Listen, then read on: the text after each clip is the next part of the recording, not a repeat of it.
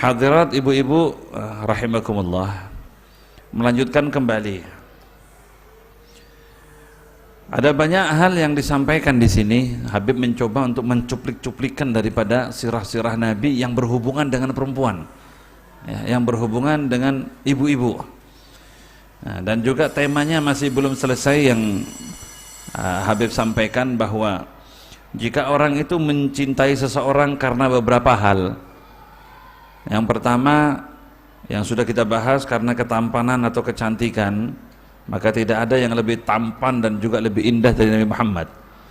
Dan yang kedua, kalau orang itu mencintai seseorang karena kekayaan, senang karena kekayaannya, maka tidak ada yang lebih kaya daripada Nabi Muhammad sallallahu alaihi wasallam, yang pernah Allah tawarkan gunung itu menjadi emas, ditawarkannya kepada Nabi, dan tidak ada satupun orang yang pernah memiliki emas sebanyak gunung, ya, atau seberat gunung. Paling-paling ibu-ibu di sini punya emas paling berapa? Ada yang 50 kilo, ada yang 60 kilo. Betul? Betul? Betul. Emas bojone maksudnya. Mas Samsul, ya, Mas Bambang. Kula abot-abot iku. Ada yang 50 kilo, 60 kilo, dan 100 kilo. Itulah kehebatan ibu-ibu Jawa, ibu-ibu yang ada di Pulau Jawa ini, punya emas. Lain kalau ada di Kalimantan tidak punya emas. Nah, lain kalau di Sumatera, lain kalau ada di Lombok, NTB, NTT. Hanya, ya, ibu-ibu yang ada di Pulau Jawa. Naam.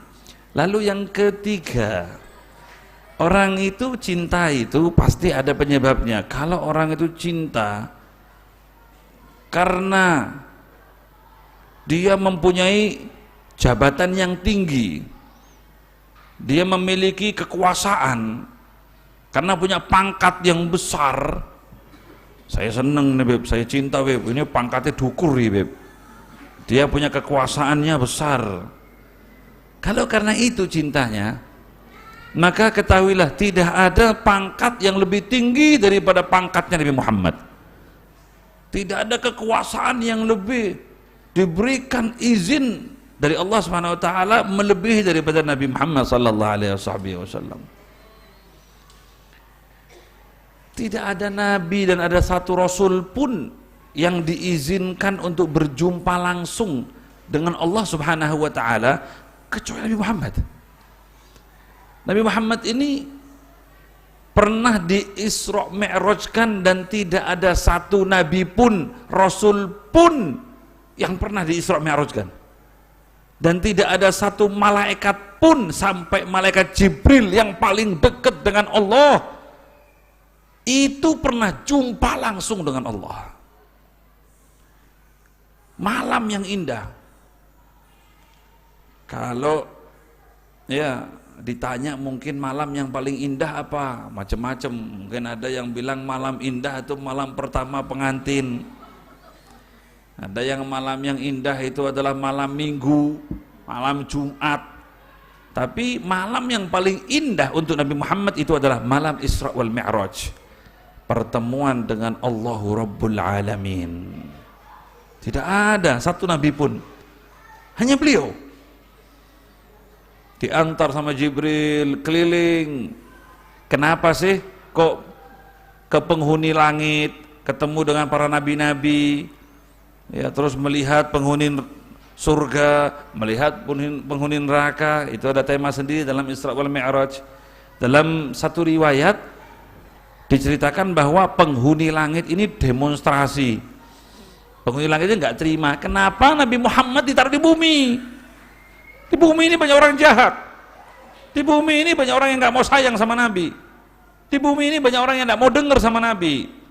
Taruh di langit, kami pasti sayang, kami pasti cinta, kami pasti manut, pasti nurut. Nah, maka Allah mengatakan bahwa itu sudah keputusan. Ini sudah keputusan dan sudah takdirnya bahwa Nabi Muhammad itu ditaruh di muka bumi, dan di situ banyak hikmah nanti. Nah, riwayat ini meriwayatkan bahwa penghuni langit dihibur dengan datangnya Isra wal Mi'raj. Nabi Muhammad sallallahu alaihi wasallam menghibur penghuni langit dengan datangnya Rasulullah sallallahu alaihi wasallam. Panjang ceritanya, sampai ketemu para nabi, Nabi Ibrahim, sampai ketemu dengan Nabi Idris, ketemu sama Nabi Yunus, dan juga nabi-nabi yang ada di langit itu. Dan ini Masya Allah luar biasa. Jibril itu yang sudah kemana-mana ya, sudah sampai ngantarkan ke melihat penghuni surga, melihat penghuni neraka, dari pintu langit 1, pintu langit 2, 3, 4, 5, 6, 7, sampai pada satu tempat. Akhirnya Jibril bilang, ya Muhammad, silahkan, ya Rasulullah, silahkan lanjutkan lagi perjalanannya. Loh, kok ditinggal? Gimana? Ini kok nggak setia kawan begini? Kata Jibril, ini bukan masalah setia kawan atau bukan setia kawan. Ini bukan masalah saya mau ninggal atau ninggal. Beda makom ya Rasulullah, beda kedudukan. Anta ma'dzun, engkau ini diizinkan, engkau ini diberikan kebebasan. Batasanku di sini, sedikit aja aku melangkah, terbakar tubuhku ini.